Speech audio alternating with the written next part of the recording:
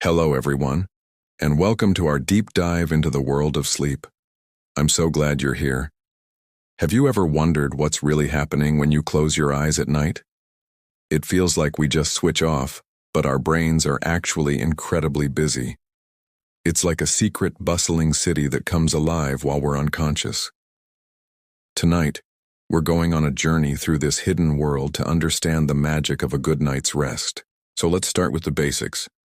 Why do we even need to sleep? Well, it's not just about feeling less tired. Sleep is fundamental to our physical and mental health.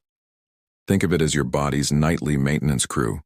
While you're dreaming, this crew gets to work repairing muscles, consolidating memories, and regulating hormones. It's the ultimate reset button. Without it, everything starts to get a little glitchy. You feel groggy, your focus blurs, and even your immune system takes a hit. It's the most productive thing you can do without doing anything at all. Now let's talk about the architecture of sleep. It's not one long uniform state. Instead, we cycle through different stages. There are two main types: non-REM sleep and REM sleep. REM stands for rapid eye movement.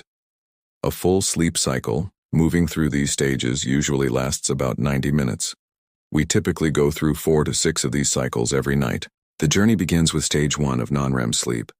This is that light dozing off phase.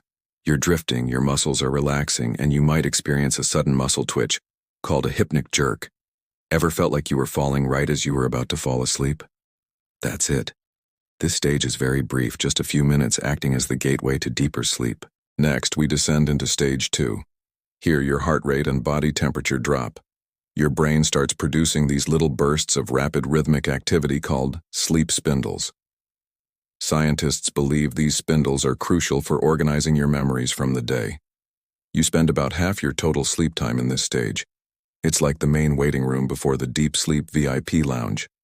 Then comes the most restorative part, stage 3, non-REM sleep, also known as deep sleep or slow wave sleep. If someone tries to wake you up during this stage, you'll feel completely disoriented and groggy. This is when your body does its most important physical repairs. It releases growth hormone, fixes tissues, and strengthens your immune system. If you want to wake up feeling physically refreshed and energized, you need to spend quality time in this deep, blissful state. Finally, after about 90 minutes, we enter the most famous stage, REM sleep. This is where the magic of dreaming happens. Your eyes dart back and forth behind your eyelids, your breathing becomes irregular, and your brain activity looks almost the same as when you're awake. But here's the cool part. Your body is essentially paralyzed. This is a safety mechanism called muscle atonia, which prevents you from acting out your wild dreams. REM sleep is vital for emotional regulation and memory consolidation, helping your brain process feelings and lock in new skills. As the night goes on, these cycles change. In the first half of the night, you spend more time in deep restorative sleep. In the second half, the REM stages get longer and more intense. This is why you often wake up from a vivid dream in the morning. Your brain is prioritizing physical repair first, then shifting its focus to mental and emotional housekeeping. It's an incredibly efficient system. So, how can we make sure we're getting enough of this good stuff? Let's talk about sleep hygiene. The word hygiene might sound clinical, but it's really just about building healthy habits around sleep. The number one rule is consistency. Try to go to bed and wake up around the same time every day, even on weekends. This helps regulate your body's internal clock, or circadian rhythm. Your body loves routine, and a consistent sleep schedule tells it exactly when to release sleep-inducing hormones like melatonin. Another huge factor is your environment. Your bedroom should be a sanctuary for sleep. Make it cool, dark, and quiet. Blackout curtains, an eye mask, or a white noise machine can be game changers. And we have to talk about screens, our phones, tablets, and TVs. The blue light they emit tricks our brains into thinking it's still daytime, which suppresses melatonin production.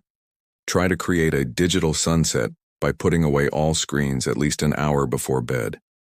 Instead, read a book, listen to calming music, or do some gentle stretching. What you do during the day matters too. Regular exercise is fantastic for sleep, but try not to do an intense workout too close to bedtime, as it can be overstimulating. Your diet also plays a role. Avoid heavy meals, caffeine, and alcohol right before you turn in. While a glass of wine might make you feel sleepy initially, it actually disrupts your sleep architecture later in the night, especially your precious REM sleep. Now, what if you're lying in bed and your mind just won't shut off? We've all been there. Instead of tossing and turning, which just creates anxiety around sleep, try a relaxation technique. Deep belly breathing is incredibly effective. Inhale slowly through your nose for 4 counts, hold for 4, and exhale slowly through your mouth for 6. This activates your parasympathetic nervous system, which is your body's rest and digest mode. Progressive muscle relaxation is another great one. Tense a muscle group for a few seconds, then release it completely, working your way up your body. If you've been in bed for more than 20 minutes and you're still wide awake, get up. Go to another room and do something quiet and calming in dim light, like reading. Only return to bed when you feel sleepy again. This helps your brain maintain the association that your bed is for sleeping, not for worrying. It's important to remember that everyone's sleep needs are a little different. The standard 8 hours is an average. Some people thrive on 7, others need 9. The key is to pay attention to how you feel during the day. If you're alert, focused, and in a good mood, you're likely getting the right amount of sleep for you. Sleep isn't a luxury, it's a biological necessity. It impacts our creativity, our problem-solving skills, our emotional stability, and our long-term health. By understanding the science behind it and practicing good sleep hygiene, we can transform our nights and in turn transform our days. We can unlock a more vibrant, energized, and healthier version of ourselves. Thank you so much for joining this journey into the world of sleep with me today. I hope you've learned something that will help you get the rest you deserve. If you found this helpful, please give this video a like and consider subscribing to the channel for more content just like this. Sweet dreams and sleep well.